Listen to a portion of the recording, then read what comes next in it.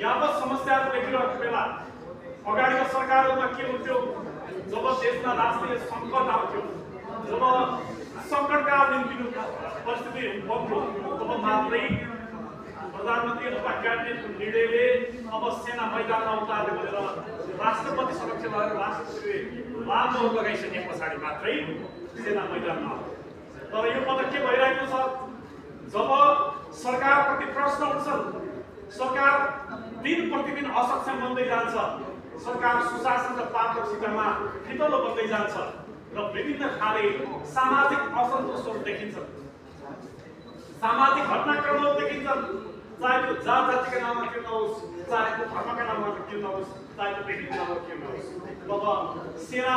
सबैभन्दा पहिला सिंहदरबारलाई भन्दा पहिला सबैभन्दा टाउको दुख्न कसैलाई थालेको छ भने त्यो जङ्गियाहरूलाई दुख्न थालेको छ र बालबजारमा विराजमान भएका प्रधानमन्त्री बालेन्द्र शाहलाई भन्दा पहिला सबैभन्दा पहिला अशोक राजसिंहलाई टाउको दुख्न थालेको छ। यो निकै गम्भीर